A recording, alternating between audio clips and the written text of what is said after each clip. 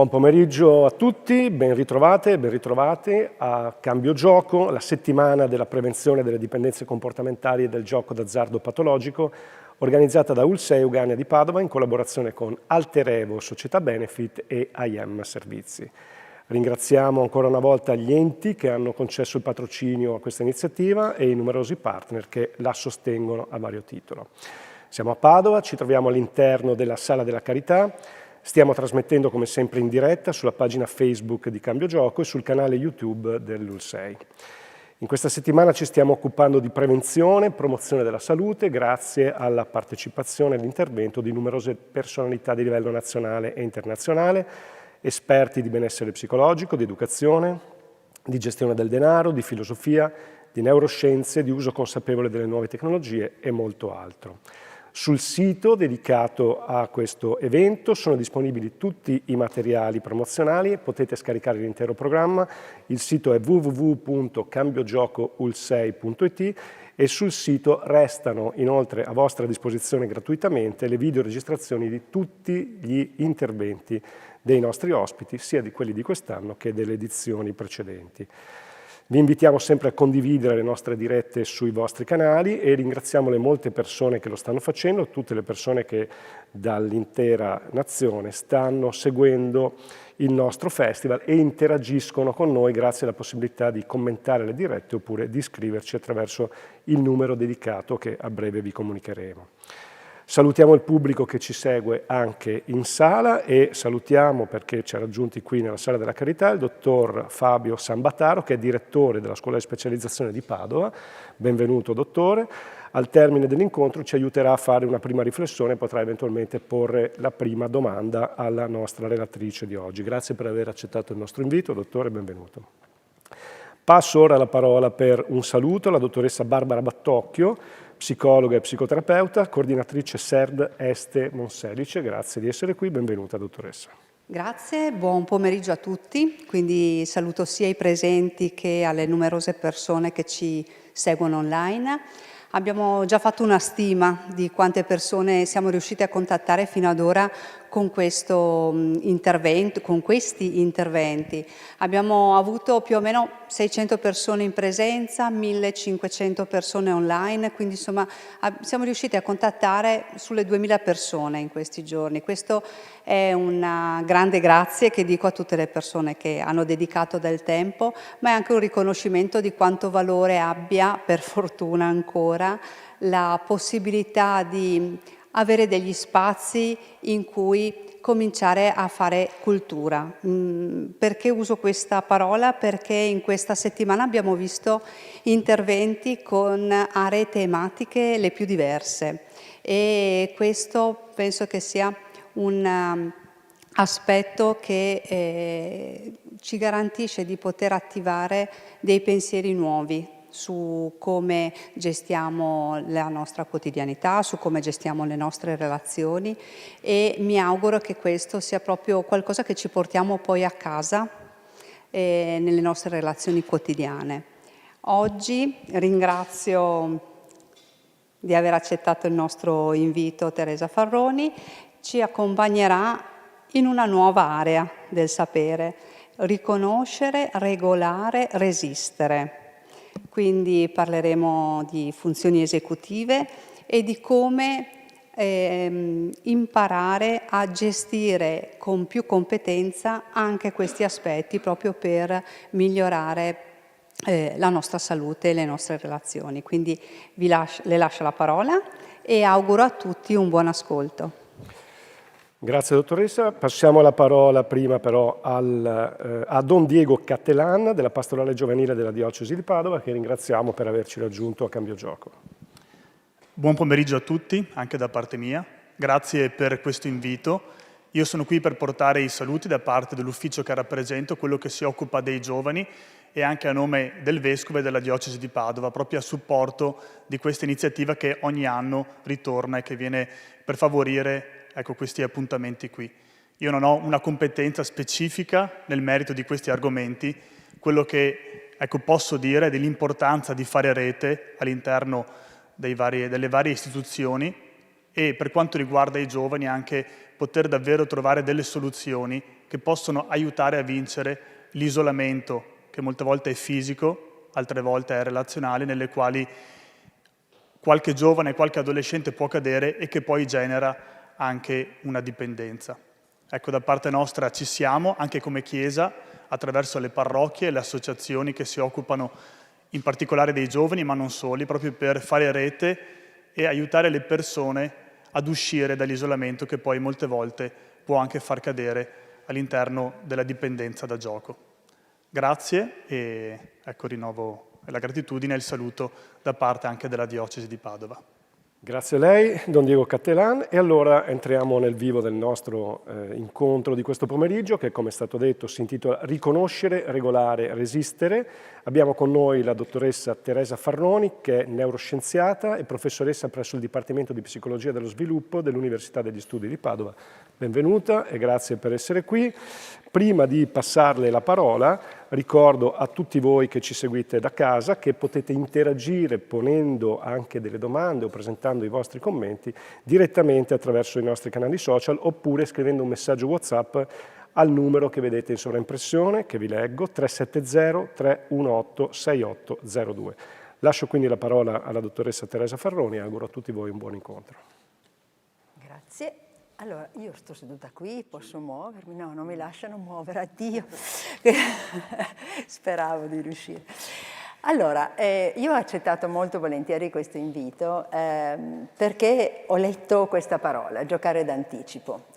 Io non mi sono mai occupata nel corso delle mie ricerche, dei miei studi sul gambling, no? Non ho mai lavorato neanche lontanamente su pensare che cosa potesse essere il gioco d'azzardo, quindi sono stata reclutata per altre aree e l'area di cui io mi sono sempre occupata è quella dello sviluppo. Quindi giocare d'anticipo equivale, traducendo nel mio linguaggio, cercare di capire quali sono le componenti fondamentali sulle quali si può anticipatamente lavorare. Quindi l'intervento che io propongo e che propongo spesso nei miei incontri alle insegnanti è proprio quello di cercare di lavorare su delle dimensioni che sono fondamentali.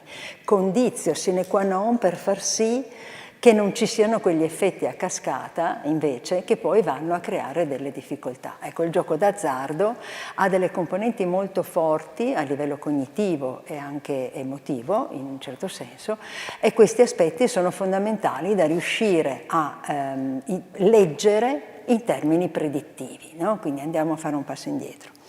Allora, aspetti che posso fare con la freccetta. Quindi qui sono andata a cercare un po' la definizione, mi è piaciuta molto questa definizione qua che ho trovato in una clinica in America. Che cos'è il gambling? È rischiare volontariamente qualcosa di valore, spesso denaro nell'ambito adulto, su un evento incerto con l'obiettivo di ottenere una ricompensa maggiore. Okay?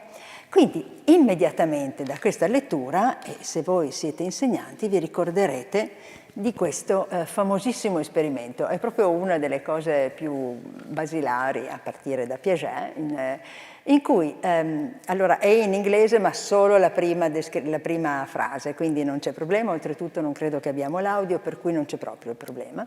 E la sperimentatrice chiama dei bambini in laboratorio, bambini di diverse età, e gli chiede, e si chiama l'esperimento del marshmallow, gli dà un marshmallow, cioè una caramella, la mette davanti al piatto e la scelta, quello che viene detto al bambino è: guarda, puoi mangiarla anche subito, ma se aspetti ne avrai 2. Okay? Allora, è carino vedere, potete dare un'occhiata, posso anche togliere il sound da qua? No, vabbè, non importa. E guardate la faccia di questi bambini, se riuscite a vederli.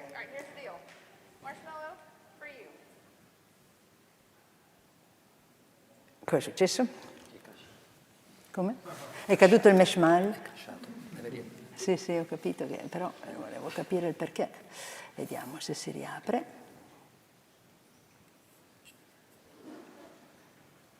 Allora, apri i recenti.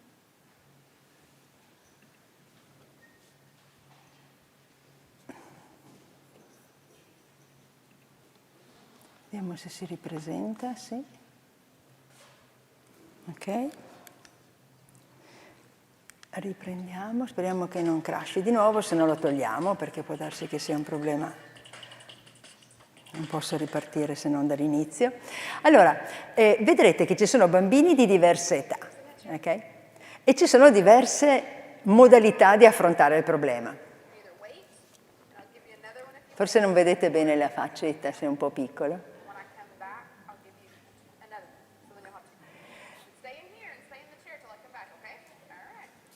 Quindi prendono come un gioco, ma si ritrovano con un supplizio di tantalo ad avere questa marshmallow e devono riuscire a non mangiare. Quindi cosa fa un bambino di fronte a questo? Un adulto pensa immediatamente che, aspetto, tanto dopo ne ho 2, ok? Un bambino piccolo ha bisogno, prima che decidere di non mangiare perché dopo viene il secondo, e di inibire, no, l'azione automatica di andare verso il piacere. Quindi è interessante come le diverse età cercano diverse strategie, non guardano il problema, così non c'è, non guardano il marshmallow, girano la testa dall'altra parte, lo annusano, cercano di avvicinarsi il più possibile al piacere, vanno con molta... cioè è veramente disperante sta cosa, è una tortura, e quindi è continuamente, poi dura anche abbastanza, no, ai. Vabbè, saltiamo il video. Quello che succede è che la bambina più piccola se ne frega altamente e quindi prende e mangia, e no, e arriva l'altro che invece ha resistito, che è il bambino più grande, vediamo di andare di nuovo, aiuto, no, aspetti che me l'ha preso dalla... E cosa fa?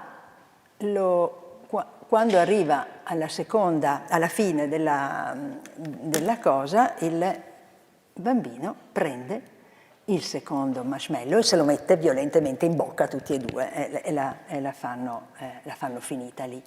Quindi che cosa... No, di nuovo. Casomai lo potete vedere, lo potete andare a mettere su Google e trovate perché è un classico della psicologia dello sviluppo. Allora, questo noi lo possiamo studiare e leggere da un punto di vista del comportamento, no? Quindi possiamo anche tirar fuori l'idea di un temperamento, delle caratteristiche di questi bambini, alcuni sanno aspettare di più, quindi gli insegnanti ne hanno molte di indicazioni di questo genere, ma che cosa succede veramente dentro il cervello? Ed è lì che si spende un po' il mio interesse, no? Quindi quando parliamo di sistema nervoso, l'interesse si rivolge verso il sistema nervoso centrale e quindi come tale su quello che è lo strumento fondamentale che noi abbiamo per la comunicazione. Immagino che conosciate molto bene queste cose, ma faccio solo un riassunto brevissimo. Perché? Perché è importante capire che ci sono dei sistemi di comunicazione all'interno del nostro cervello che si chiamano neuroni e che sono differenziati e il loro scopo fondamentale è quello di comunicare. Comunicare cosa? Comunicare all'interno della struttura cerebrale con altri neuroni. Quindi sono dotati di antenne per incamerare il segnale in entrata e di bottoni finali che permettono la comunicazione con altri neuroni. Questi poi sono di colore diverso, quindi formano la materia bianca, la materia grigia, che sono tutte quelle parti e componenti che sono fondamentali per il nostro cervello, no? E per la nostra conoscenza di poi quello che noi siamo in grado di fare. Ma qual è l'aspetto importante? L'aspetto importante è che questa connettività, cioè questo neurone di base, no? la struttura di base del neurone, che ha la finalità della comunicazione, nel momento in cui non trova la possibilità di comunicare, si rattrapisce. Diciamo che la parte della connettività dell'assone non ha più senso di esistere, quindi si ritira, no? Quindi che cos'è che favorisce invece il mantenimento di questa comunicazione? L'esperienza esterna, la stimolazione. Quindi tanto più noi stimoliamo, quindi la nostra interazione con l'ambiente, tanto più noi creiamo comunicazione. Okay?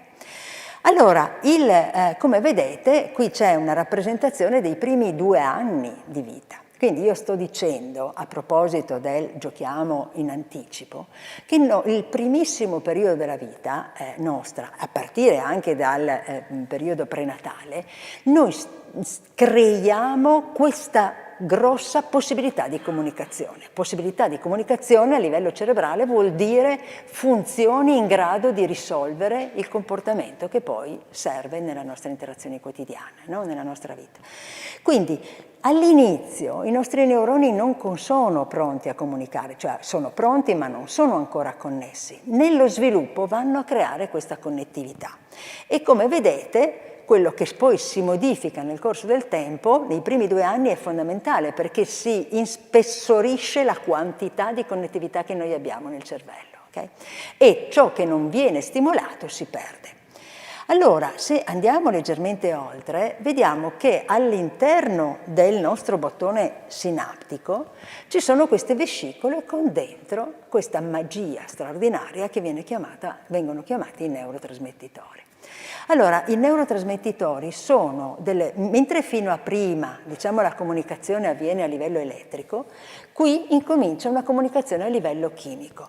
Ma che cosa sono questi neurotrasmettitori? No? A cosa servono? Sono tutta una serie di elementi e in particolare di componenti chimiche, di ormoni che servono a determinate funzioni.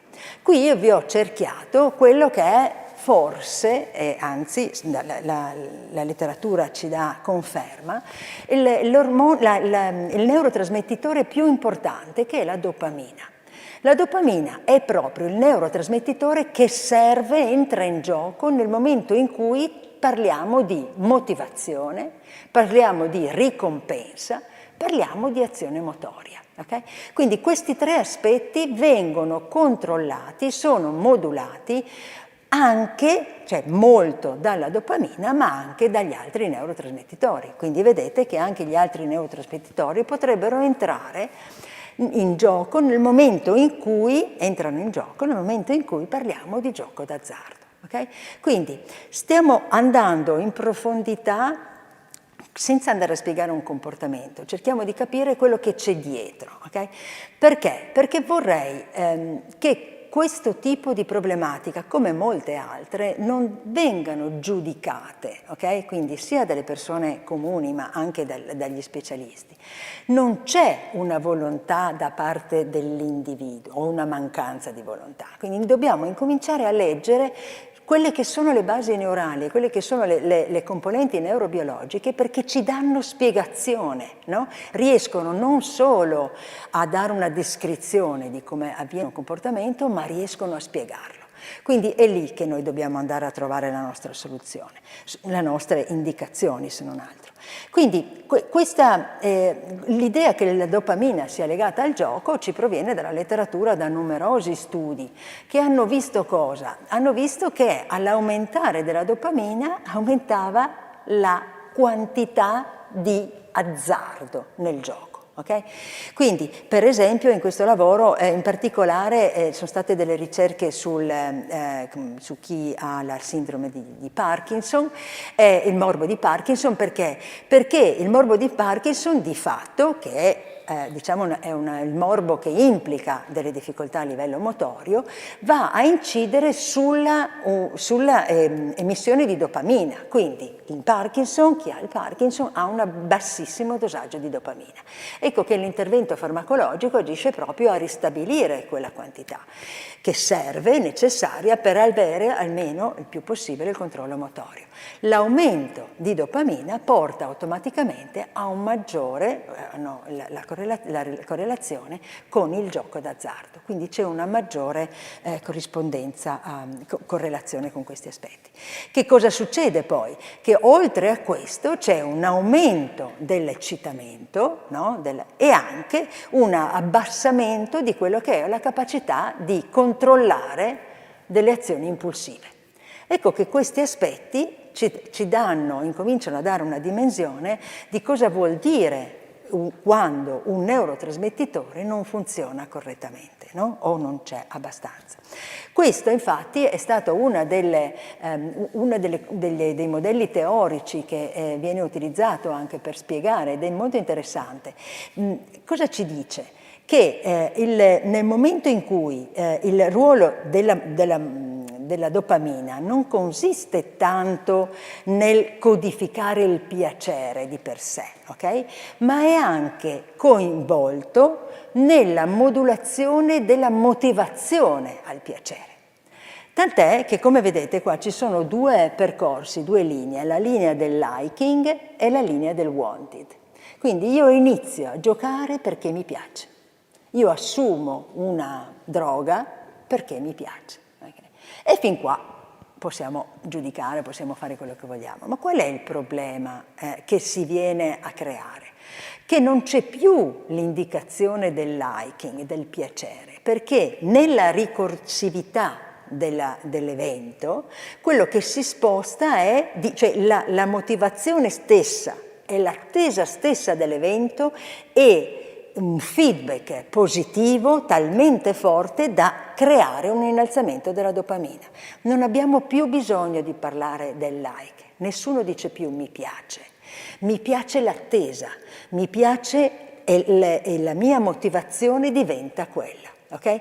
Quindi è uno spostamento completamente di traiettoria e quello che fa è allontanare praticamente il piacere, diventa sempre più basso, e quello che diventa sempre più elevato è invece il wanted, il volere indipendentemente dal piacere. Questo, tra l'altro, perché siamo animali che lavoriamo sui rinforzi, ci basta semplicemente avere dei cue, degli indici. Okay? Quindi anche solo vedere il tasto, e guarda caso, i giochi d'azzardo sono sempre molto attraenti, molto flashing, molto particolarmente visibili, piacevoli, no? E quindi basta solo quel flickering ad attivare la richiesta, no? La dopamina e quindi questa sensazione di piacere. Allora vediamo che proprio nel momento in cui noi portiamo il cue c'è un aumento, il picco che vedete qua nell'immagine della dopamina e mantiene in alto questo livello. Ma la cosa interessante è che questo innalzamento del piacere, dell'attivazione della dopamina aumenta ulteriormente quando la possibilità di vincere è ancora più incerta.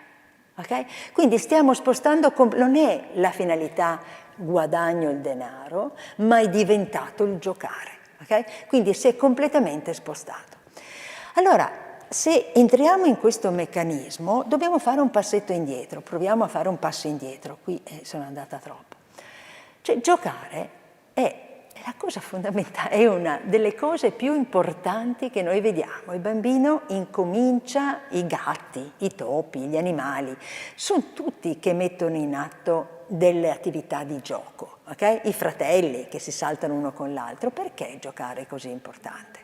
C'è un materiale infinito e ci sono pedagogisti che sanno molto meglio di me il perché di queste cose, ma da un punto di vista di quanto interessa a noi adesso, il gioco ha un effetto importante proprio nell'esercizio, no? Quindi ci permette di esercitarsi affinché noi possiamo essere pronti nel momento in cui accade qualcosa.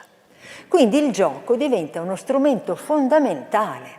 Quando noi lavoriamo con i bambini e stiamo con i bambini, noi possiamo e dobbiamo passare sempre attraverso il gioco, perché il gioco diventa il rewarding, la ricompensa, no? Che serve.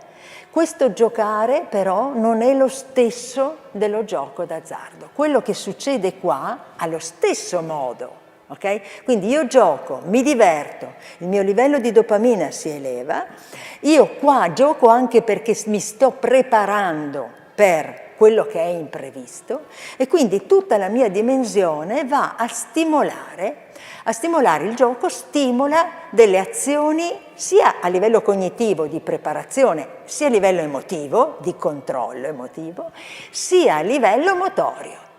Perché dico questo? Perché tutti questi aspetti che sono implicati nel gioco vanno a rispondere a dei meccanismi che si trovano all'interno del nostro sistema cerebrale.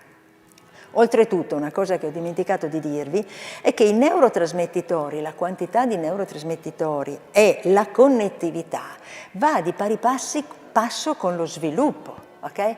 Quindi io man mano che mi sviluppo aumento questa connettività in un mondo dove non ho dei livelli di stress elevati, dove non ho delle difficoltà. Quindi questo diventa la possibilità per noi di andare a aumentare la possibilità di essere dei bambini e degli adulti felici, okay? Di non aver bisogno. Perché questa ricompensa è così importante e questo esercizio all'interno del gioco? Ci sono, la fondamentale importanza di tutto questo è che questi neurotrasmettitori non nascono, cioè queste connessioni che noi abbiamo fra i neuroni non sono definitive, ok? Si creano, ma si possono, una delle ultime scoperte negli ultimi anni, è che possono fare degli switch, si dice, ok? Quindi possono andare a essere reclutati per altre funzioni qualora serva. Ci sono incidenti, ci possono essere delle difficoltà, ci possono essere cose di diverso genere che non permettono più ad una connettività di continuare a comunicare e quindi quella vicina deve trovare delle alternative. Okay? Questo switching neurale è importantissimo perché non vuol dire solo che io posso nel momento dell'esigenza, perché ho una lesione, andare a reclutare altre aree, ma vuol dire che nel momento in cui io sto stimolando una determinata area posso lavorare contemporaneamente su delle altre aree. Questo è un esperimento fatto con i famosi topini bianchi da laboratorio. Erano due gruppi di topini, un gruppo avevano la rotellina, no? Questa dove vai a giocare, cioè questi che vanno in cerchio, in tondo, e l'altro gruppo invece non faceva questo esercizio, nella sua stanza, nella sua gabbia non c'aveva assolutamente niente. Nel momento in cui dopo un mese, quando sono stati tirati fuori questi topini, li hanno messi dentro un labirinto, magicamente solo i topini che avevano fatto dell'esercizio, ma non motorio, solo motorio il problema, non era solo quello, erano in grado di trovare la soluzione, quindi la via di uscita. Quando poi sono state fatte delle investigazioni più a livello biologico, quello che si è visto è che questo switch di cui io stavo parlando precedentemente era avvenuto. Quindi nel momento in cui io vado a stimolare delle aree motorie, vado indirettamente a stimolare anche altre aree parallele. Questo per l'insegnante diventa uno strumento fondamentale. Perché non dobbiamo pensare se devo insegnare una determinata cosa, devo passare esclusivamente per quel canale. Io posso utilizzare anche la dimensione piacevole, motoria, di altro genere, per poter lavorare su un potenziamento di quel sistema cerebrale. Okay? Quindi dobbiamo incominciare a pensare in un modo, ecco il topino Bravo. Quindi quello che noi abbiamo è un sistema cerebrale che lavora sulle connettività, ma queste connettività non sono, quindi che cosa vuol dire? Che io ho un processo di specializzazione, non ho già dei moduli predisposti. Quindi io vado a specializzare le mie aree perché gli studiosi di economia dovrebbero studiare il cervello e capire che il cervello si muove in modo economico, cioè cerca di fare il massimo con minor spreco possibile. Quindi inizialmente lascia aperte tutte le strade. Poi, via via che ti sviluppi, quello che succede è che vado, grazie all'esperienza esterna, all'interazione con l'ambiente, vado a specializzare, così riesco a fare più cose contemporaneamente. Okay? Quindi questa specializzazione ci dice che io non ho un'area per il linguaggio, un'area per la memoria, un'area per l'attenzione. Io ho del network che si legano, che vanno a comunicare nel momento in cui io faccio determinate funzioni. Quindi c'è una collaborazione all'interno, non c'è una competizione. Okay? Quindi, parlando di network, questi sono i 3 fondamentali network che io ho individuato quando mi rivolgo agli insegnanti, ai genitori, perché vorrei far capire delle cose che non so se avevo già detto anche nell'altro incontro, ma che ci fa capire che noi abbiamo delle funzioni che svolgono, che sono legate a determinati tipi di comportamento, ma che contemporaneamente, per poter fare quelle funzioni, spengo temporaneamente le altre. Allora, questi 3 box che voi vedete nella rappresentazione rappresentano 3 aree tipiche, 3 network tipici che noi utilizziamo, per esempio a scuola, ma anche quotidianamente. Quindi, partendo dal primo network che qua vedete con il colore rosso, è il network delle funzioni esecutive.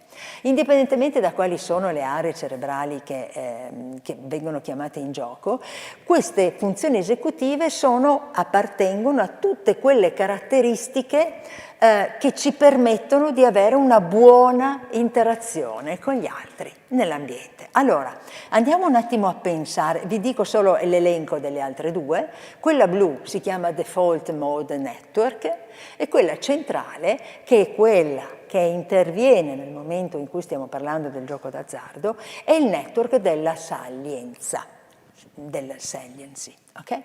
Allora, pensiamo un attimo a quali sono le caratteristiche di successo. Quando noi parliamo di ragazzini o parliamo di adulti, cos'è che ci fa capire, a noi fa capire che effettivamente sono delle cose che tutti noi dovremmo raggiungere. E io dico sempre, se guardiamo i nostri politici, abbiamo un buon grado di sviluppo ancora davanti. Quali sono le caratteristiche? La prima di tutto è l'autocontrollo, okay? Il self-control. L'autocontrollo è la capacità, e pensatela sempre per favore in parallelo al gioco d'azzardo. Okay? Quindi l'autocontrollo vuol dire la capacità di non incorrere in tentazioni. Okay? Quindi io sto facendo una determinata cosa, pensate al marshmallow che abbiamo là davanti, no? E devo riuscire a non farmi tentare. È una cosa mica da poco, È una cosa, pensate quando non avete voglia di studiare e vi trovate lì il librone e dovete mettervi a studiare. Pensate quando fuori c'è il sole e invece siete malati, no? Quindi abbiamo miliardi di occasioni durante la nostra giornata di capire che cosa vuol dire e l'importanza dell'autocontrollo. Okay? Poi abbiamo la disciplina. E la disciplina è un'altra cosa che noi dovremmo capire. Quindi la disciplina vuol dire che io, anche se sbaglio, devo riuscire a insistere, okay? Devo riuscire a darmi a farmi una programmazione che mi permetta di rimanere lì e controllarmi dalle tentazioni, no? Quindi anche questa è una cosa molto difficile. Un altro aspetto è la creatività, ma la creatività la lasciamo fuori un attimo perché è in concomitanza col Default Mode Network, è un altro aspetto. E poi abbiamo la flessibilità e il ragionamento, quindi noi dobbiamo essere in grado di flessibilmente prendere delle decisioni. Quindi su una base di un ragionamento. Tutti questi sono aspetti fondamentali e questi aspetti riguardano proprio l'executive function. Le funzioni esecutive sono la condizione di base che permettono all'individuo di avere una capacità di definire, programmare, inibire, ricordarsi, agire sulle azioni. Okay? Tutte queste cose vengono messe in atto quando, per esempio, gli insegnanti fanno la loro lezione in classe. E questo è meraviglioso, perché noi dobbiamo creare un ragazzino e i bambini, dobbiamo lavorare su questa dimensione, perché permette di avere una consapevolezza di quello che è il percorso che io vado a fare. Ovviamente tutte queste funzioni sono molto complesse, io qua le elenco e basta, però di fatto la cosa interessante è che andiamo a vedere quali sono le funzioni di queste singole componenti, no? Per cui per me qui è troppo piccolo, ma se voi riuscite a leggere vedete che cosa vuol dire per esempio essere molto distratti. I bambini che hanno un disturbo della DHD sono un esempio molto chiaro di tutto questo, no? Quindi restare fermo in una posizione, cercare di ricordarsi alcune cose, darsi delle dimensioni, riuscire a fare una programmazione nello studio. Sono tutti aspetti che a diversi livelli possono essere messi in gioco e che in qualche modo possono interferire con quello che è poi uno sviluppo, no? Equilibrato. Quindi che cosa succede? Qual è l'aspetto che in qualche modo porta e debilita le funzioni esecutive? Pensate che la cosa più dannosa per queste funzioni esecutive è lo stress. Quindi lo stress vuol dire non riuscire ad aver fiducia che io posso farcela. Quindi questo cosa vuol dire? Vuol dire non avere una consapevolezza di quelle che sono le proprie capacità, sapermi controllare, sapermi calmare, e vuol dire non avere anche la capacità di riuscire a riprovare, okay? A vivere l'umiliazione. Quindi la scuola è una fonte importantissima, purtroppo, di umiliazione, okay? Perché la scuola porta continuamente il ragazzino non ad avere il piacere dell'apprendimento, ma avere la misura dell'apprendimento. Questo è un aspetto deleterio, perché la funzione esecutiva in questo modo riceve una tale concentrazione di stress e di disagio che non aiuta al suo sviluppo e alla sua messa in atto. Okay?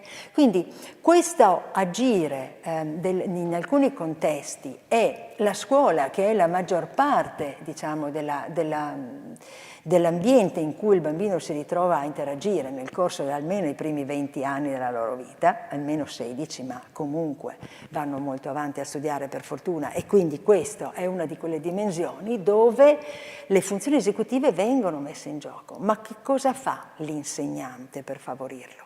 Sì, e questa è una domanda che non è una criticità, ma è uno di quegli aspetti che devono essere presi in considerazione.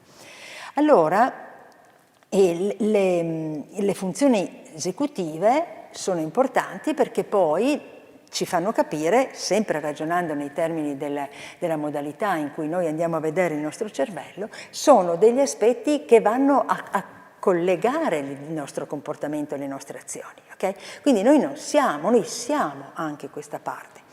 Se questa è la modalità con cui noi andiamo a interagire con le nostre funzioni, dobbiamo pensare che quando lavoriamo sulla stimolazione delle funzioni esecutive, che sono importantissime, perché le funzioni esecutive sono l'ambito in cui io posso entrare e massimizzare le mie funzioni cognitive proprio, no? Ma manca tutto il resto. Che cos'è che manca? Manca la creatività, manca quella parte invece che paradossalmente fa tutto quello che le funzioni esecutive non fa. Sapete che cos'è? La cosa che non fa la funzione esecutiva? Il niente. È bellissimo. Perché il Default Mode Network si attiva, è un network particolare che si attiva nel momento in cui io ho spento le mie funzioni esecutive. Quindi, quando io spengo le mie funzioni esecutive, il mio Default Mode Network viene fuori. Che cos'è il Default Mode Network? In particolare ha due funzioni fondamentali. Una è la creatività e l'altra è il sé. l'elaborazione del sé, la mentalizzazione di ciò che noi siamo. E questo è interessante perché a livello artistico, tornando alla sua laurea e dove siamo, l'arte diventa la manifestazione della creatività, ma è tanto più alta, tanto più è vicina al sé, tanto più noi siamo dentro in questa creatività. Quindi il Default Mode Network è lo spazio che noi ci concediamo solo, esclusivamente quando spegniamo le nostre regole, che ci viene dato invece dal Default Mode Network. Okay? Quindi lo spegnimento della regola è lo spazio per la creatività. Quindi quando i ragazzi in classe guardano fuori dalla finestra è un momento magico, è il momento in cui il Default Mode Network si sta attivando, mentre quando non vi ascoltano e voi pensate che questi stanno non ascoltando l'attenzione, è importante quel momento. Ecco, se noi riuscissimo a valorizzare anche quel momento, andremmo in una dimensione che va a rinforzare tutto ciò che invece viene appreso. Perché questa è la dimensione in cui, se io sono all'interno di quello spazio, di quell'attivazione, io sto meglio. E quella è un'ottima dimensione del piacere, quando io sto bene. Okay?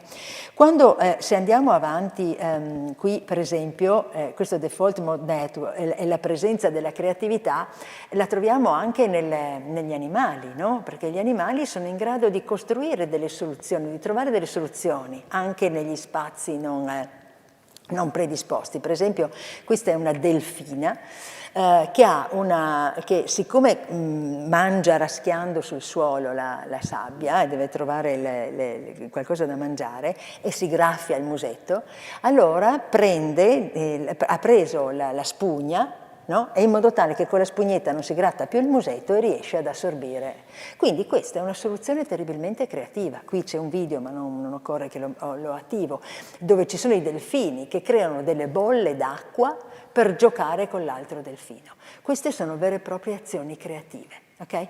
Quindi questa attivazione è una di quelle componenti che permette al gioco, il gioco positivo, di essere lo stimolo per la conoscenza. Okay? Quindi non dimentichiamo, perché il Default Mode Network favorisce poi l'entrata delle informazioni, quelle che sono più importanti, fra virgolette, cognitive. No?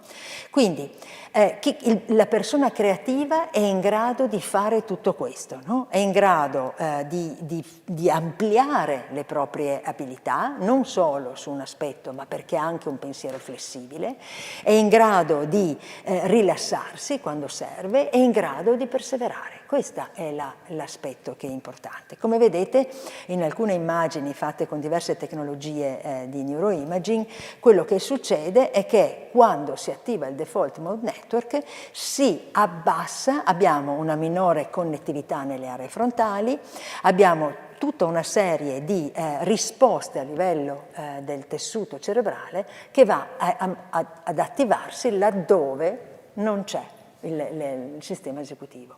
Quindi, per esempio, ci sono degli studi, questo è uno studio, non vi metto se no qua mi sembra di essere lesiva di queste immagini, ci sono delle canzoni rap, no? Dei cantanti rap che vengono messi con la risonanza magnetica, vengono a misurare l'attivazione delle aree cerebrali e si va a vedere che, siccome il rap è una produzione di musica creativa, okay, che non segue dei canoni precisi, no? Ma viene inventata, le parole vengono inventate sul momento, si può vedere l'attivazione del Default Mode Network e la deattivazione quando invece si ha una produzione di aspetti mnemonici. No? Quindi si può andare a vedere questa modulazione. Allora, questo è importante perché questo spazio mentale del Default Mode Network è quell'area che a noi ci permette di massimizzare le nostre potenzialità ed è lì che l'insegnante dovrebbe agire per di più, perché lì diventa la possibilità di comunicazione diretta e un lavorare su una dimensione che prevede la creatività. Noi abbiamo bisogno, dico sempre, di bambini che non ripetano le cose che sono note, no? Ma che siano in grado in un futuro di trovare delle soluzioni nuove. Quindi noi dobbiamo aiutare questa dimensione del ragionamento. E la seconda parte del Default Mode Network è il sé. Ecco, questa è l'altra dimensione importante. Quando noi lavoriamo con i ragazzi diamo sempre molta importanza a quello che è l'aspetto collegiale, la classe, la relazione con gli altri, no? L'altro è importante. E di fatto io credo che stiamo sbagliando, nel senso che l'altro è importante ma deve venire, e qua mi scuso con una idea cristiana, ma non va contro, l'altro viene dopo, nel senso che l'altro diventa la dimensione che dà significato a me stesso. Quindi io ho faccio una citazione religiosa, ama gli altri come te stesso, equivale esattamente a dire, senza banalizzare, che se non ami te stesso non riesci neanche ad amare gli altri. Quindi questa dimensione del sé va valorizzata in tutta quella che è la propria potenzialità. L'altro che cos'è? L'altro è la dimensione che ci permette di dare continuità alla nostra esistenza. Allora, io una delle cose che dopo torni indietro che ho portato, questo è l'esempio tipico, ed è, avete visto questo film di Castaway. Ecco, che cos'è che rende possibile a un uomo che sta in una isola deserta la sopravvivenza?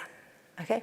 L'unica cosa che Tom Hanks ha trovato come soluzione, ed è una soluzione geniale, è quella di utilizzare la palla. Cioè la palla diventa l'altro. L'altro gli dà una dimensione con i capelli, con gli occhi, e questa è la condizione, Wilson, è la condizione di esistenza di lui. Okay? L'altro in questo caso è un contenitore, è un riflesso, è la possibilità di dire se esiste lui allora esisto io, è la differenziazione, no? Quindi questa dimensione, l'altro, diventa la possibilità di sapere che io esisto. E questo aspetto è estremamente importante fin dalla nascita. Qui ci sono delle cose, per esempio uno degli studi che io ho fatto ancora ai tempi or sono, ormai sono passati più di 20 anni, il fatto di trovare che i bambini a poche ore di vita preferiscono guardare un volto che guarda verso di loro, quindi che abbia un contatto oculare, verso un volto che invece evita lo sguardo, no? E gira lo sguardo dall'altra parte, e te la dice lunga. Cioè ti dice che essere guardato è la condizione che mi dà la possibilità di esistere. Okay? Se tu mi guardi, io esisto. E questo ha fatto sì che ci siano delle aree di specializzazione nel nostro cervello per l'eye contact, il contatto oculare. Noi abbiamo, questo è tra l'altro mio figlio, ma è perché non ho bisogno di fare il permesso, se era disponibile, oltre agli altri bambini, ma almeno la foto è la sua, gli mostravamo una faccia che guardava verso il bambino e faceva bubusettete, no? E un gioco molto attraente che ruotava. Ecco, nel momento in cui c'era questa faccia del bubusettete e il bambino era guardato, l'attivazione delle aree temporali era massima, no? Era attivata. Qui parliamo di poche ore di vita. E questa è un'altra indicazione, cioè questo essere guardato, che non è l'altro e basta, è l'altro che guarda me, attiva delle aree che sono predisposte a questo. Okay? Quindi noi abbiamo un sistema che lavora su questa dimensione qua. E questo contenitore, questo essere me, nel confronto è distaccato dall'altro, è la dimensione importante rispetto a quello che è il nostro corpo. Quindi che cosa abbiamo nel corpo noi per comunicare con l'altro? La pelle. Okay? La pelle è il nostro contenitore ideale che risponde e che manda, vedete, manda dei segnali diversi a seconda del tipo di tocco. Se è un tocco discriminativo e basta che ti tocco un oggetto, va direttamente nelle aree sensoriali e risponde. Se è un tocco affettivo, va nelle aree molto più profonde ed è anche molto più lento, no? Va nell'insula, va in altre aree che rispondono a stimolazioni di tipo emotivo, affettive. Quindi, altro aspetto fondamentale allora, io quando mi relaziono con un bambino, con l'altro, io devo rispettare l'altro. Devo rispettare, devo dare affetto, perché questo è il bene primario che noi abbiamo, non è solo mangiare. Okay? Tutte queste dimensioni vanno poi a creare una relazione con l'altro e l'altro entra in una dimensione di sincronia. Okay? A tal punto sincronizziamo con l'altro, a tal punto che il nostro cervello crea una dimensione di sincronia. Okay? Quindi il nostro cervello si adatta alla dimensione dell'altro. Ecco che interviene l'altro, ma solo nel momento in cui io esisto, solo nel momento in cui io sono guardato, nel momento in cui io inizio una relazione da partire da me. Okay? Quindi questo sé che appartiene a una dimensione creativa e che si attiva laddove non c'è una regola fissa, e sono due aree fondamentali che vanno a interagire e a creare un aspetto importante, okay? Che è quello di essere in grado di controllare quello che sono. C'è una dimensione centrale. Questa dimensione di network centrale si chiama il salience ed è questo è l'ultimo di cui parliamo. Il salience è il network della ricompensa, okay? Proprio parlando come gioco d'azzardo. Quindi questo network decide cosa deve passare da un network all'altro, decide quanto posso ritenersi soddisfatto e quindi abbastanza, cioè se il network della salienza dice ok, il mio sé sta bene, allora io posso apprendere, posso continuare il mio apprendimento, il rewarding diventa lo star bene. Okay? Quando invece la dimensione della salienza non è soddisfatta perché gli altri due network non agiscono in sincronia o vengono dimenticati uno dei due, quello che succede è che il network della salienza, che deve esistere, ha bisogno di ricompense diverse. Okay? Queste ricompense diverse noi le troviamo tutti i giorni, ne abbiamo un esempio concreto, no? Abbiamo sia il gioco d'azzardo ma anche il cellulare. Il cellulare e tutti i social media sono diventati, per quanto non demonizzo, sono diventati il nostro grande strumento di ricompensa, perché ci danno moltissime stimolazioni, tantissime, quindi un po' come le lucette del giochino d'azzardo, ci dà la dimensione del quanto ho bisogno e sto bene perché ho trovato un qualcosa che mi dà soddisfazione, no? Quindi la mia dimensione del piacere, ritornando alla dopamina di prima,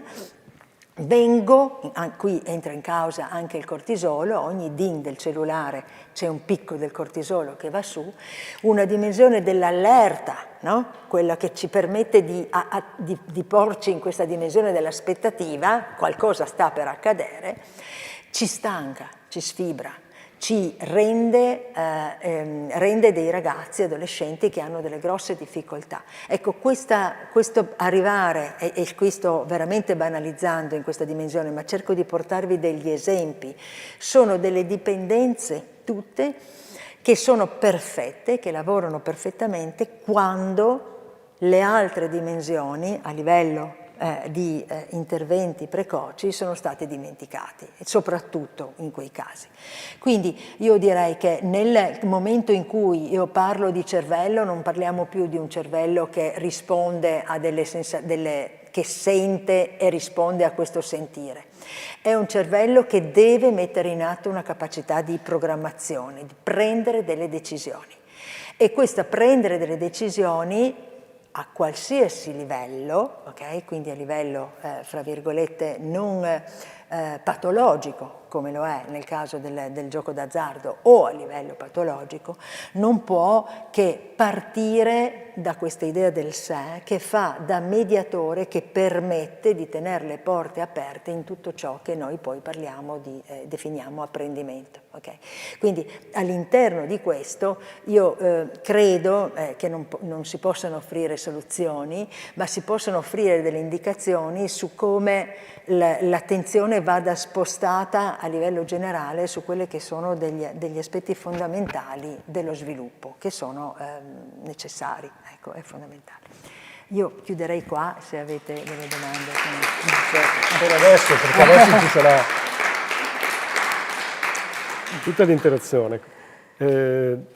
Dottore, a lei la parola per un primo commento, un aggancio o una prima domanda alla professoressa Farroni. Professoressa Farroni, molto interessante, ci ha portato in questo viaggio appassionante nel cervello, nelle profondità, partendo dal neurone, arrivare al network, il ruolo della dopamina che abbiamo visto a diversi livelli, quindi emerge che diversi sistemi cerebrali interagiscono tra di loro, quindi il network della salienza, quindi che media un po' l'interazione tra questi due diversi network, è quello che alla fine condizionerebbe, anche tramite la stimolazione dopaminergica, ad un comportamento, in caso di disfunzione tra questi due, al comportamento patologico, dell'azzardo patologico. Ha parlato anche del wanting e del liking, quindi del fatto che partiamo iniziamo a testare, a provare qualcosa, e pian pianino, quello che forse sarebbe un po' più oppioidi e dopamina insieme, ad un certo punto non ci interessa più fare quello che facciamo, ma è il piacere appetitivo, il desiderare di fare qualcosa, quindi più che non la cosa stessa.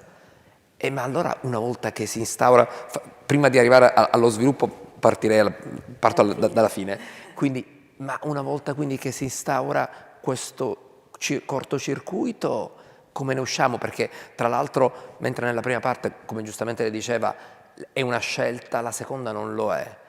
Quindi come possiamo intervenire?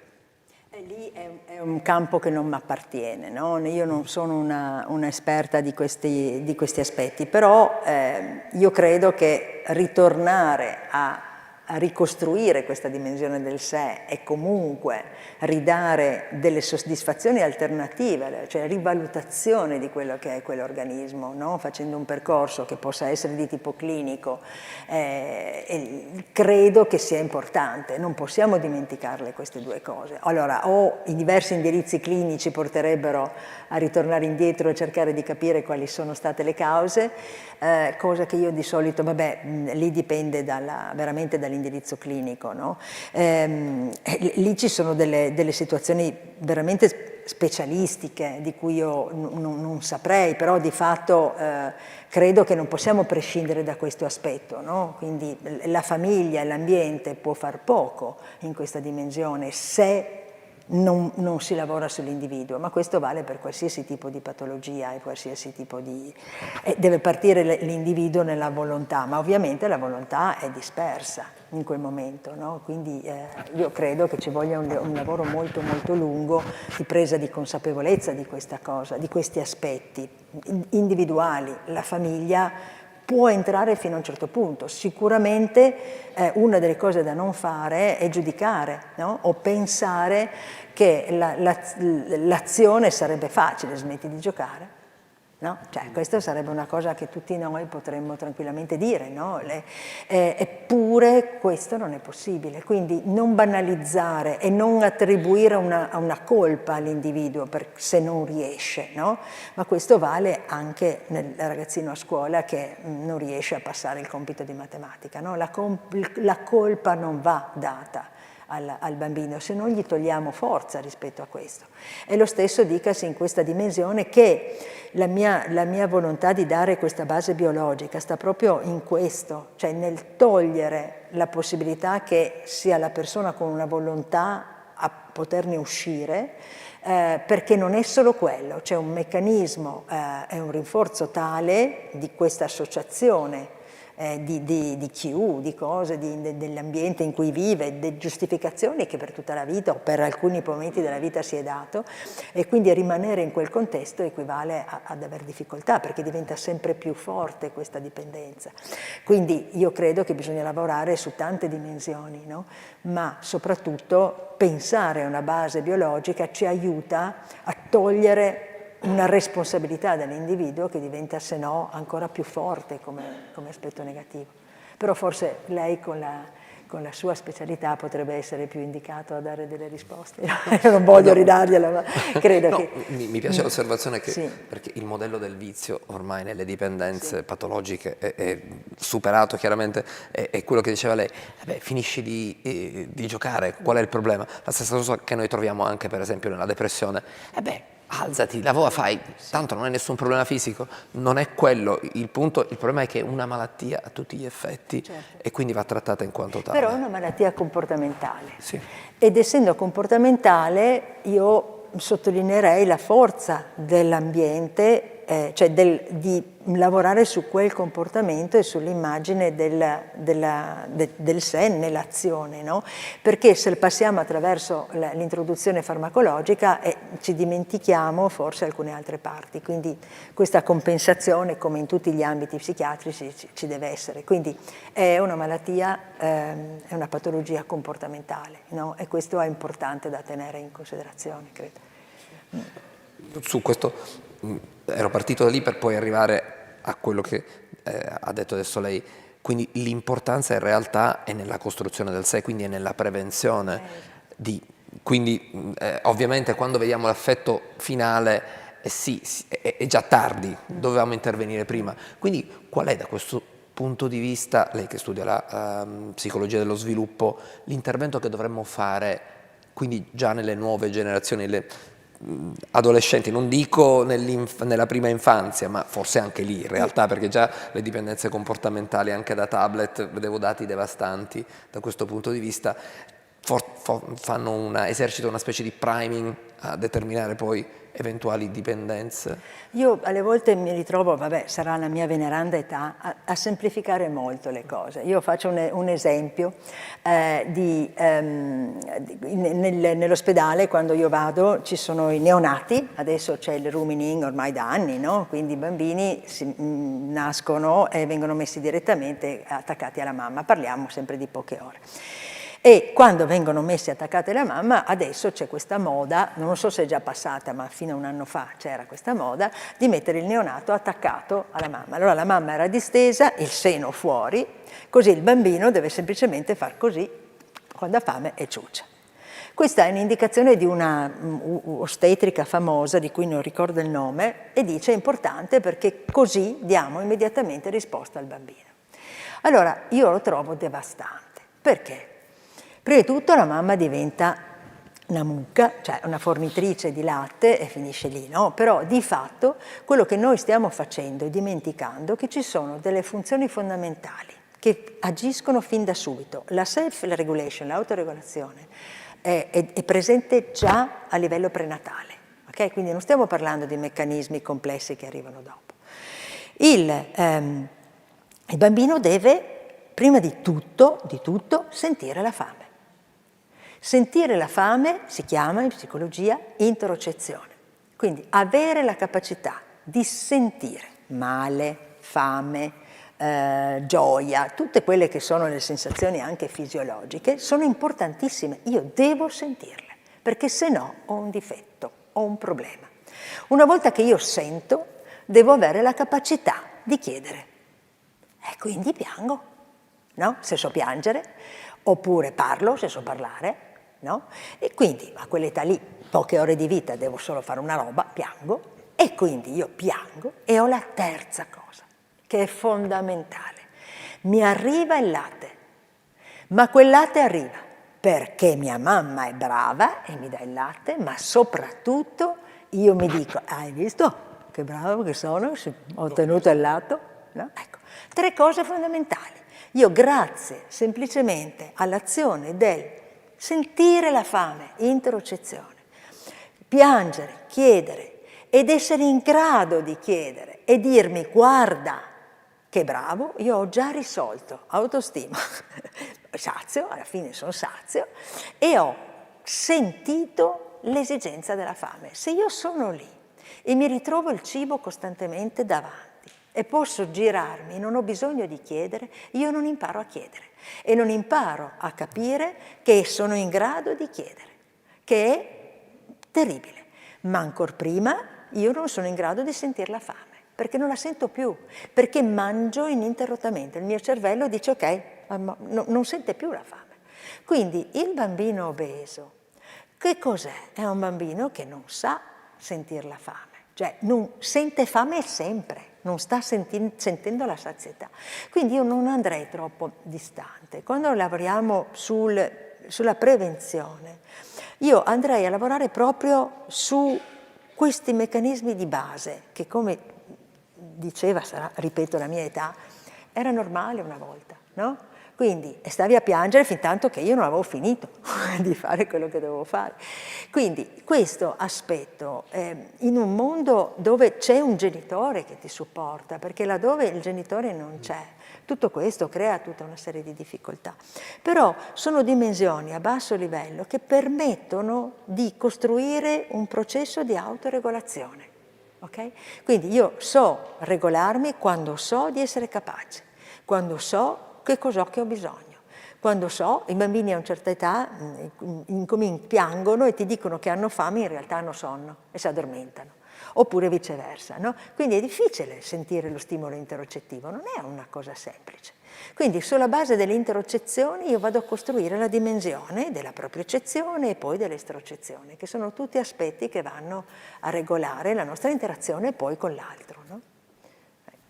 Non so se ho risposto, sono andata molto indietro. Assolutamente. E anche imparo per errori, quello che diceva sulla creatività, sull'esplorare. Cerco soluzioni, quindi è sicuramente la soddisfazione o l'anticipazione del bisogno è deleterio. Sì. Quindi io non lo so se non arriverei mai a dire che il gioco d'azzardo è la conseguenza di questo, perché sarebbe da rinchiudermi, perché non lo è. Però se dobbiamo lavorare su quali sono le dimensioni che possono aiutarci a costruire un individuo che possa minimizzare qualsiasi effetto, poi tutto ciò che accade non lo possiamo prevedere, però il sistema probabilistico del nostro sviluppo e la plasticità cerebrale ci aiuta tanto. Noi abbiamo sicuramente una dimensione genetica, ma la plasticità è talmente elevata e fin quando moriamo noi abbiamo un sistema plastico che sulla base di questo noi possiamo andare a raddrizzare il tiro, no? Quindi quello che noi saremo non lo possiamo predire, però abbiamo delle probabilità maggiori laddove abbiamo un ambiente fin dall'inizio stimolante, no? Presente, non occludente, non invasivo, che lascia la dimensione del sé venire fuori e provare. Stiamo ricevendo molti commenti, apprezzamenti e anche domande. Invito anche le persone in sala, se vogliono intervenire, facendo un commento, facendo una domanda alla dottoressa. Ma prima di leggere questo volevo tornare a quello schema molto chiaro che lei ci ha presentato con i colori, perché parlando di prevenzione, eccolo qui, parlando di prevenzione sembra di capire che l'area arancione si attiva o diventa ipertrofica quando le altre due non sono in una buona comunicazione. Si attiva comunque, solo che ha bisogno di feedback positivi, ok? Se non ce ne sono, ok? Li cerca altrove. Lei esiste. Cioè non è che possiamo dire vabbè facciamo togliamo via sto network e tutto è finito lì.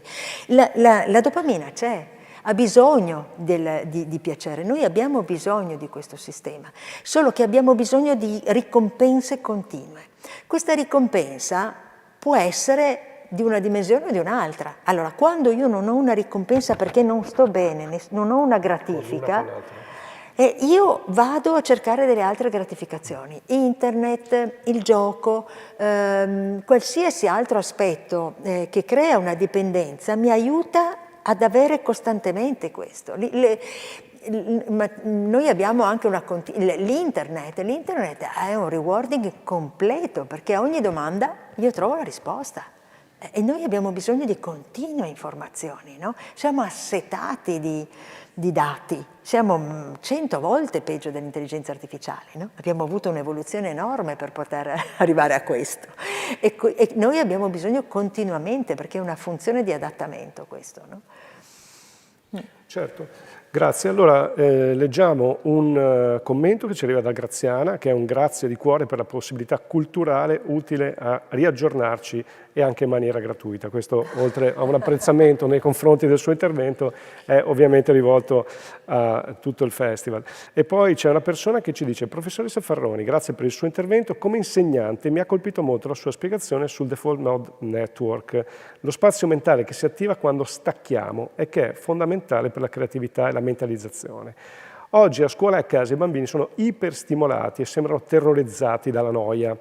Come possiamo concretamente destrutturare il tempo a scuola per favorire l'attivazione di questo network senza che la noia si trasformi in ansia o in comportamenti disfunzionali? Dunque, quante ore abbiamo?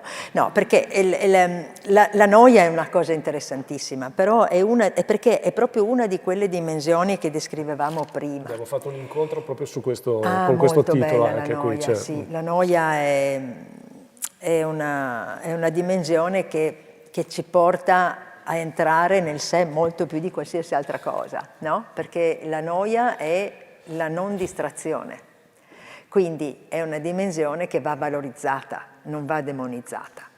Il problema è che è vero quello che dice, il sistema della salienza dà risposta, no? Dice proprio che abbiamo bisogno continuamente, perché ormai è la soglia, no? È la soglia dopaminica forse, che richiede sempre più stimolazione, no? È proprio in quel modello teorico che dicevamo prima.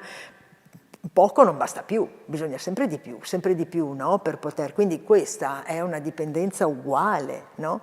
Quindi la noia diventa un piacere nel saper.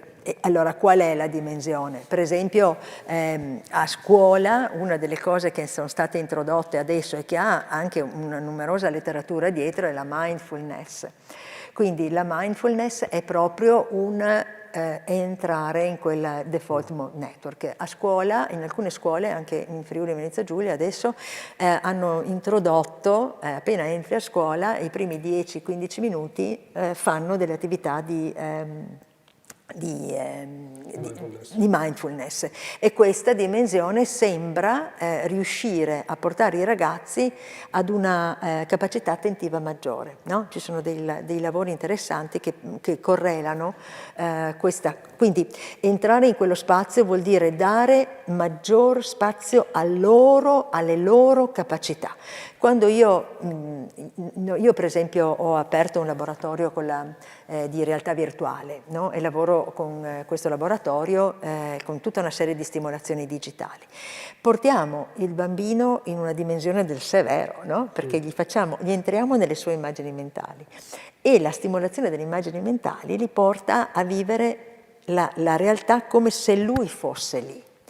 Questo come se a livello cerebrale attiva le stesse aree dell'essere lì. Okay? Quindi io in quella dimensione riesco a stimolare una relazione con il sé portando la realtà vicino, no? Quindi quando un insegnante fa delle spiegazioni, più avvicina la realtà dei ragazzi e più è facile che prima di tutto ascoltino, ma che anche rimanga. Quindi anche a livello mnemonico, no? Però portarli anche a fare delle cose senza significato e rompere gli schemi. Mia madre aveva una casa, mia madre era una sarta e non aveva tempo, perché doveva fare i vestiti, non aveva tempo di mettere sempre a posto, invece la vicina di casa era perfetta, era tutto lucido, tutto assolutamente perfetto. E mia madre io dicevo, mamma, ma Dio mio, un minimo di ordine, no? Questa cosa, no? E lei diceva, ma scusa un attimo, il figlio della signora è all'università? No. I miei figli sono all'università? Allora vedi? No. Perché laddove c'è confusione c'è anche creatività, e dove c'è creatività c'è possibilità di andare avanti. E io rimanevo un po' così, dicevo, guarda questa cosa pensa pur di non pulire. Però di fatto l'ordine non ti aiuta ad avere un pensiero flessibile, no? C'è la Diamond, che è una grandissima ricercatrice americana, adesso in strapensione. Lei ha fatto di questo il suo scopo. Lei era una grandissima ricercatrice, usava la risonanza magnetica, era proprio un hard rock di ricercatrice, soprattutto per la sua età è stata molto innovativa. E lei dice come bisogna lavorare molto sulla creatività e quindi forzare i ragazzi a rompere le regole. Viene fuori il mondo, cioè è solo lì che tu puoi riuscire. Ecco, se tu rompi la regola non hai quantità di informazioni necessariamente che devono prendere il posto, perché anche la regola è un'informazione. Noi stiamo dando tante informazioni già a scuola, no? Cosa te ne fai? Io mi ricordo, ma è il processo che rimane dentro. Quindi noi dobbiamo lavorare su un qualcosa di completamente diverso. La noia è che il nome è negativo, ma la noia è essere nel momento in cui non ci sono altre cose e scopri il mondo. Ecco, ma devi aiutare il bambino a vederlo. Sì. L'arte ha sempre lavorato su questa dimensione. L'arte è la condizione fondamentale della stimolazione del bambino, no? Che non è STEAM, non è una... però non si deve demonizzare niente. Voglio semplicemente dire che la noia diventa un bellissimo strumento su cui lavorare con i ragazzi e automaticamente se io lavoro con i ragazzi loro si divertono e non avranno più bisogno di questo, non ti diverti più perché hai una quantità di stimoli. Io mio figlio quando lo vedevo col cellulare dicevo senti andiamo a farci un giro in montagna, 3 secondi il cellulare era giù e andavamo. Cioè se gli dai delle opzioni loro anche il cellulare ne fanno a meno. No? Certo, abbiamo fatto un incontro, perché adesso è una cosa molto interessante che succede tutti gli anni, che a un certo punto del festival cominciano a crearsi le connessioni tra competenze sempre di alto livello, ma che confluiscono anche se vengono da mondi diversi. Abbiamo fatto un incontro con Matteo Saudino, che è un filosofo, che si intitolava proprio La noia ci salverà, e ci ha parlato di creatività e contatto con il sé. E quindi dove tutti invece queste iperstimolazioni arrivano a distoglierci da quelle che sono funzioni fondamentali e che rischiamo di far perdere a noi stessi, ai ragazzi, ai bambini, facendo un danno enorme. E c'è pronto un mercato a colmare quella parte per dare soddisfazione a quest'area arancione che continua a chiedere, non trovando dalla parte blu, ecco, ma nella parte blu ci sono la creatività, l'arte e il contatto con il sé fondamentale. E poi un'altra connessione, lei l'ha fatta poco fa dicendo come se, quel come se che è una delle caratteristiche tipiche del gioco, tutta l'immaginazione, tutto quello che i device non ci permettono di creare perché ce lo danno già preconfezionato e ci assorbono, e invece tutto il mondo dell'immaginazione, tutto il creare quel come se, quel fare finta, facciamo che io ero e che tu eri, quel come se ce ne ha parlato ieri il professor Mantegazza, che è un pedagogista. E poi anche la dimensione del gioco privo di significato o di finalità, cioè come mondo possibile per prendere contatto con il sé e con la creatività. Quindi ecco, volevo fare questa connessione perché è straordinario come ogni anno a un certo punto del festival si creano questi link interessantissimi tra discipline diverse. Procediamo con altre domande che ci arrivano. Abbiamo Loredana che dice: concordo sul fatto di lasciare esprimere il bisogno. Oggi i genitori soddisfano bisogni inespressi inseguendo mode superficiali. Questo probabilmente è un aggancio a quello che lei diceva anche rispetto all'allattamento. Sì, però, e come può essere favorita la crescita in questo modo? Cioè Loredana chiede di approfondire questo tema.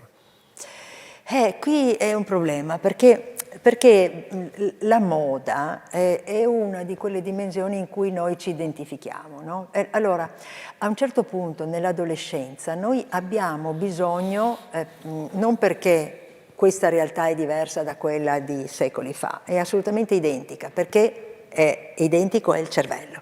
Okay? Quindi il cervello di tanti anni fa è lo stesso cervello di adesso. Gli anziani del periodo medievale si lamentavano dei giovani, noi ci lamentiamo dei giovani perché diciamo non hanno più interessi, non fanno più... Ecco, allora non c'era il cellulare, adesso c'è il cellulare, quindi c'è qualcosa che non mi quadra rispetto a questo. E quello che è importante è capire la dimensione dell'adolescente e anche lì il cervello ce la dice. Grande, no? Cioè il ragazzo compie tutta una serie di azioni, ma nel momento in cui sa che ci sono gli altri che lo guardano, tutti i processi inibitori e di pianificazione si ribaltano. saltano, ma saltano immediatamente, cioè proprio basta pochissimo. Quindi la moda, che cos'è? La moda è, a parte ovviamente un interesse economico non indifferente da parte degli altri, ma la moda per l'adolescente è un'identità. È un'identità, ma c'è sempre stata di gruppo, come c'è sempre stato quello che invece sta fuori il gruppo e quindi è l'emarginato e che ha sofferto per questo, no? E che quindi ha creato tutta una serie di destabilizzazioni. Quindi la moda, se in un certo senso rappresenta la possibilità di identificarti all'interno del gruppo, non possiamo non, io non posso non dire a mio figlio non mettere i pantaloni così giù. Cioè glielo dico sempre, non è che posso, glielo dico tranquillamente, ma non è detto che lui lo faccia. E quindi o lo uccido o ho semplicemente compreso e penso passerà. No, quindi penso che c'è una dimensione in cui molto probabilmente arriverà a capire che lui è bello per quello che è lui, non per quello che non è. Ecco, questo è il passaggio, l'identificazione, l'awareness della consapevolezza del sé. Quindi se si lavora bene su quella scatoletta lì, per un po' possiamo anche amalgamarci perché è uno strumento per arrivare a conoscere il sé. Quindi io partirei dal non demonizzare, certo, né la nostra società né altro, abbiamo altro da demonizzare in questo periodo, però credo che dobbiamo comprendere e abbiamo un cervello che ci aiuta a capire. Grazie dottoressa. E allora andiamo in chiusura di questo incontro interessantissimo, veramente un contributo fondamentale per gli obiettivi del nostro festival. Ringraziamo il dottor Fabio Sambataro, direttore della Scuola di Specializzazione di Padova, per essere stato con noi e aver interagito con Teresa Farroni, che ringraziamo a sua volta per il suo intervento preziosissimo. E li ringraziamo anche con un applauso, entrambi. Grazie. Cambio Gioco continua, vi aspettiamo questa sera alle ore 20:30 con Maura Gancitano per un incontro dal titolo Dalla ricompensa alla libertà. Ulsei Ugana di Padova vi ringrazia di cuore per aver partecipato, continuate a seguirci anche consultando il nostro sito www.cambiogiocoulsei.it. Buona continuazione di giornata a tutti, ci vediamo questa sera alle 20:30, grazie.